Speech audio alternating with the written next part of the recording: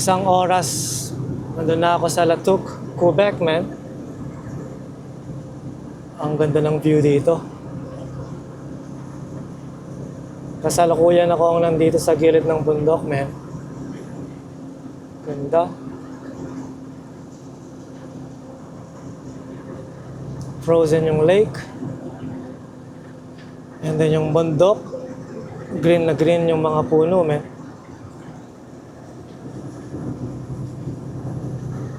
So, anong oras na ba? 5:20 na ng hapon. Darating ako doon mga 6:30. Sana ma-offload ako ngayon. We'll see, man. So, first time kong dumaan sa kalsada na to and maganda naman yung daanan. Hindi kagaya nung sa may bandang main. Grabe yun. At least ito, may shoulder on both sides, no?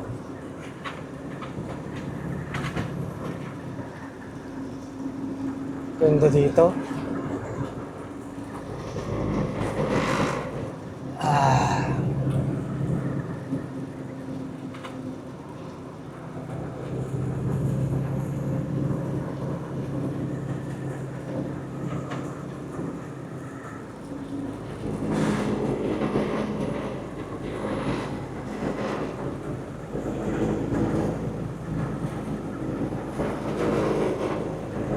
Buti hindi naman nag-i-snow, ulan lang. Kasi ang temperature is above zero naman.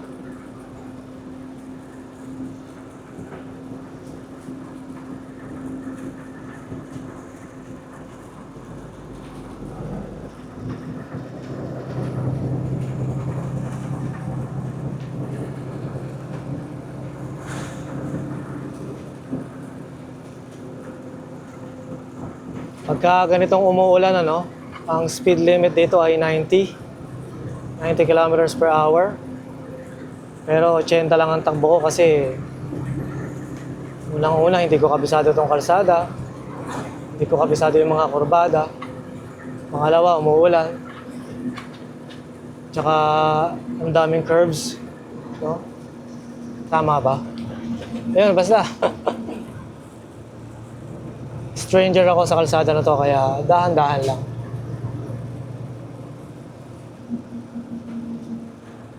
Ayun, ganda naman ng bahay doon. Sa gilid ng lake. Ay, uphill.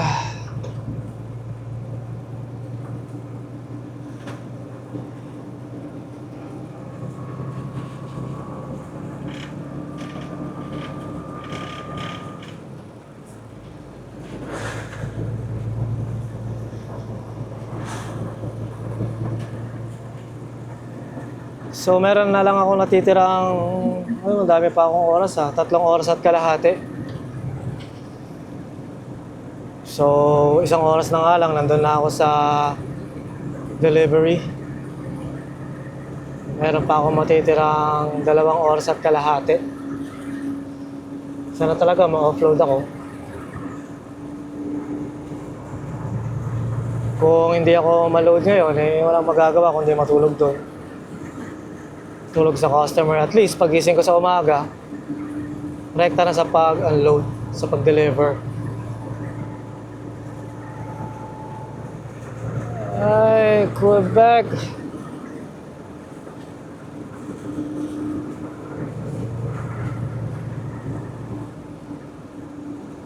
Ano to? Kurbada na naman.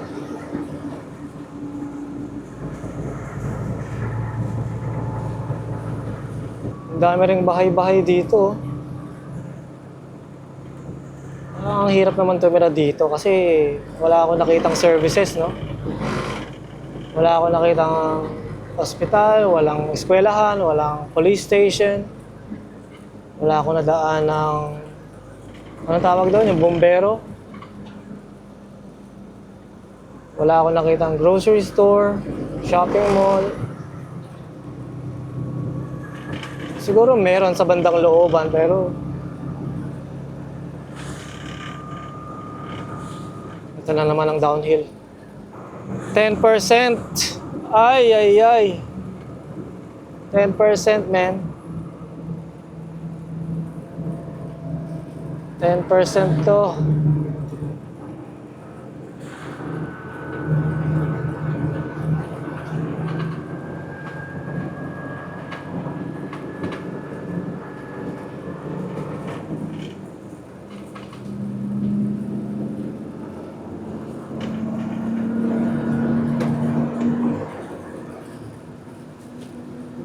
Ah.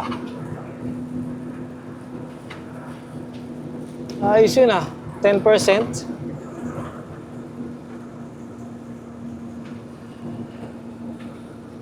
Pero okay lang kasi diretso lang naman.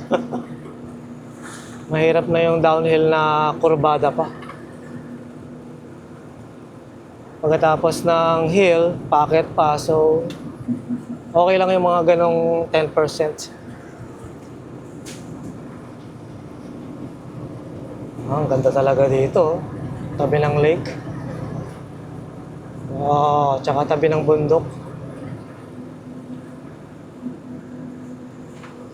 Ang Latuk ay 91 kilometers.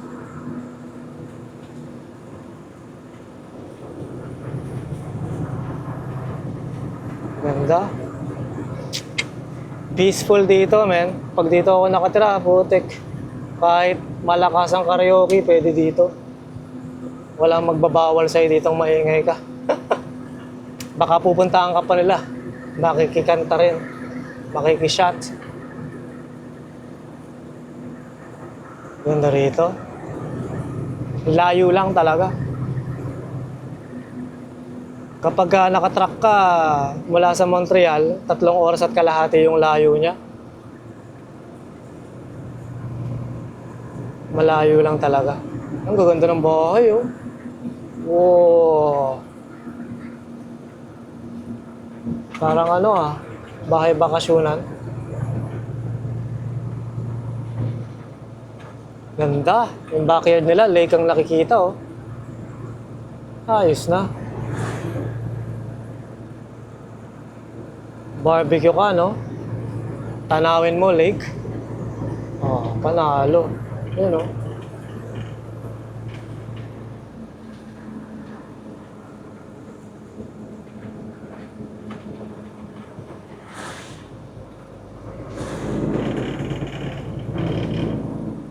Itong kalsada pala na to ay 155, no?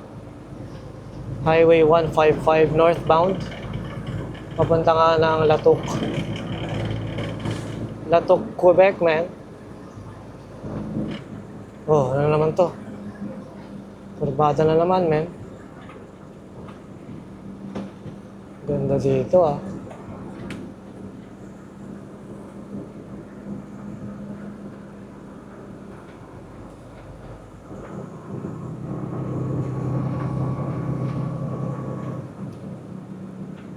Puro 75 kilometers per hour yung ano, recommended speed. Bakit? Sharp curve. Oh, ano to? Ah, wala. Ganda dito. Uy, may tulay. Uy, may tulay. Ganda. Kahit na pagod na ako, 10 oras na ako nagda-drive, nakawala ng pagod yung tanawin. Kasi ano eh, parang nakaka-refresh. Refreshing ang scenery, sabi nga nila. Anong tawag nila doon sa Tagalog? Refreshing. Nakaka-presko ng pakiramdam ang tanawin, no? Wow.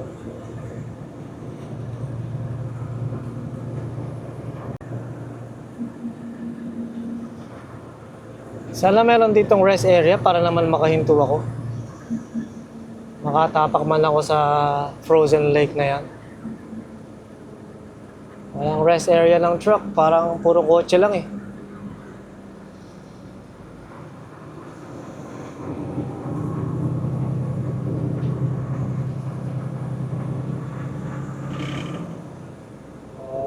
Ganda dito, men. Parang ano ah. Parang totoo, no? Yun, meron ako nakasalubong na truck. Tanker din, bakit?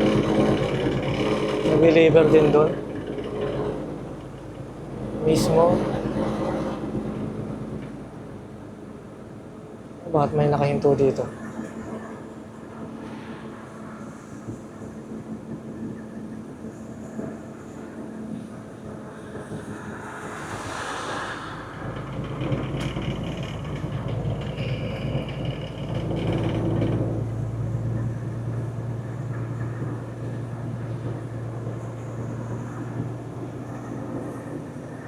Dito, mahirap ano. Mahirap dito. Pag naubusan ka ng fuel, wala ako nadaan ng truck stop.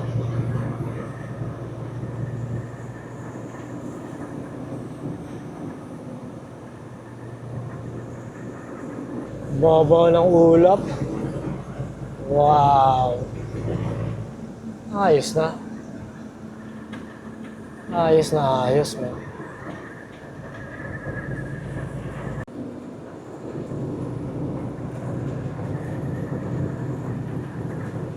Ganda ng kalsada talaga.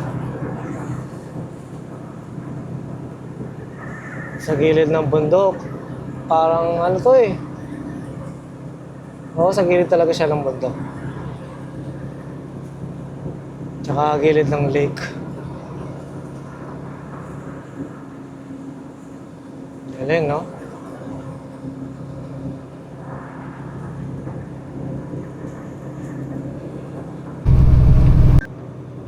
Ito na ang paakyat, oh. Grabe. 45 kilometers per hour. Ilang percent kaya to? Malalaman natin yung grade. Kung ilang porsyento yung downhill na yan. Sa pagtingin sa opposite side ng kalsada, no? Walang nakalagay ah. Ito. 7%. 7% grade pala yun. So, syempre, nagpataas tayo, malamang, merong pababa na naman to. Ito na nga yung pababa. Tingin ko, pababa to. Hey, downhill, uphill, downhill.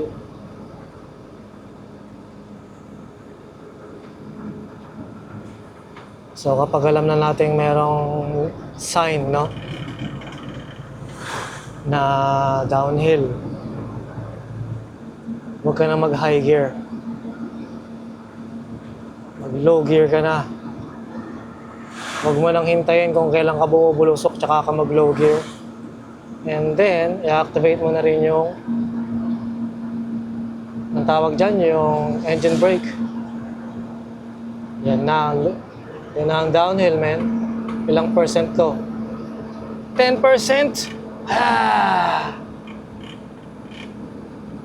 Okay lang mabagal. So kapag mabagal tayong ganyan, mag 4 ways lang tayo. Para alam ng mga nasa likod na mabagal tayo. Yan na siya. Well, hindi naman ganun kagrabe yung pagbagsak dahil parang packet kagad. Yan, nice na.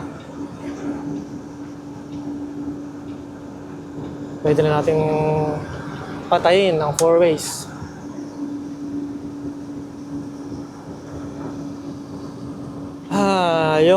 Yun talaga yung style ko pagka dumadaan ako sa kalsada na first time kong daanan, unang beses,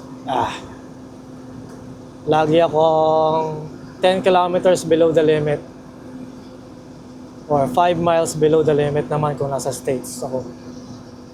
Kasi hindi ko kabisado yung mga kurbada, kung gaano ka sharp, no? Kung sobra bang tawag doon? Sobrang paliko. So, dahil ano tayo, commercial vehicle, no?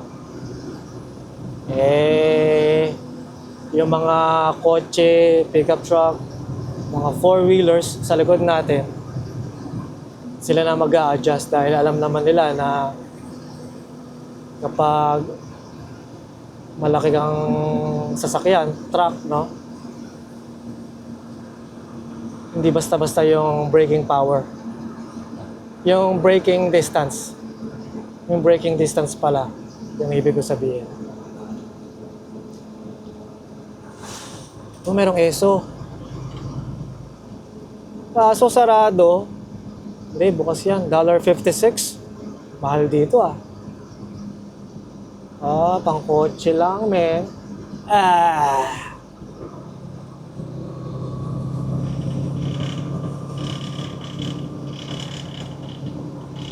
Kaya nag-refuel ako kanina sa may Joyceville, sa Ontario pa. Dahil nga unang beses akong dadaan dito, hindi ko kabisado, no? Kung may truck stop o wala. Hirap na. Oh, may tulay doon. Ano yan? Saan papunta yan? Ayos ah.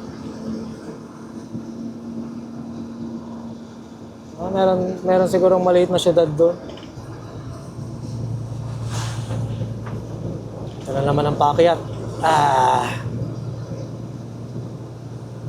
Ay, ang taas. Uy, sobra. 10% siguro to. 4 ways. 10% yan. Kanina 7%, 45 kilometers per hour tayo. Ngayon, bumaba na sa 40, 35 kilometers per hour pa nga. 10% to. O, 30 kilometers per hour. 10% to sigurado. Tignan natin yung sign. Tignan natin yung sign.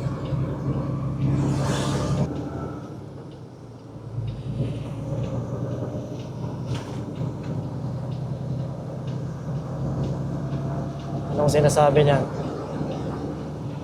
10%, sabi ko na eh. Sobra yun ah. Pagpabalik ako, empty naman ako pagpabalik. Kaya walang problema yung 10%. Kahit 12% pa yan. Ito na naman, downhill. Nakita ko na yung sign, man. Ilang percent to?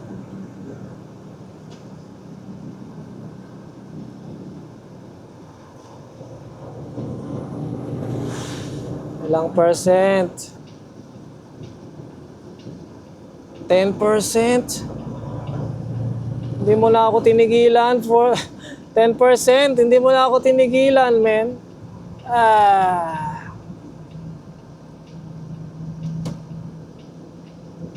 Tas pakurbada pa. Ano ba yan?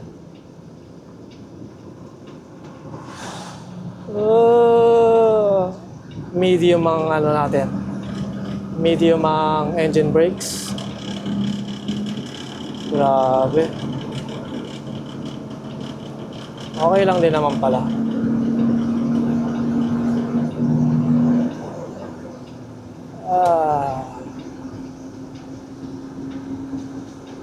Ayos yun ah. Hindi naman ganun kagrabe. Pinilik lang niya tayo sa 90. From 60 to 90 kilometers per hour, no? Ay! Diyos mea! Diyos ka! Ano? Diyos ko ah!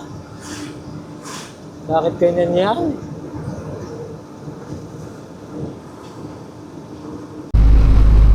Dito nalusaw na yung frozen lake. Tubig na siya dito. Ayos na.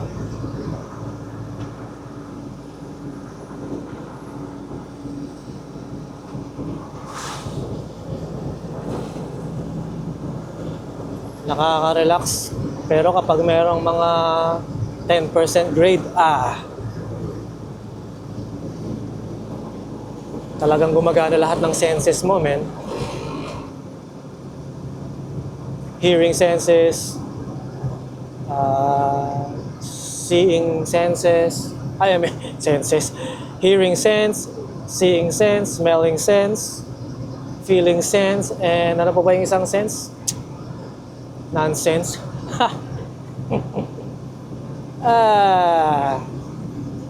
Ganda. Mas swabe talaga to kaysa dun sa main. Yung main, hindi na alam ko sa ano.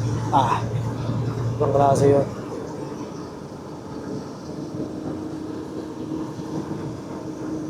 "41 miles, man." Mga less than 70 kilometers. Nandun na ako sa site. Lapit na makapagpahinga or makapag-deliver. We'll see.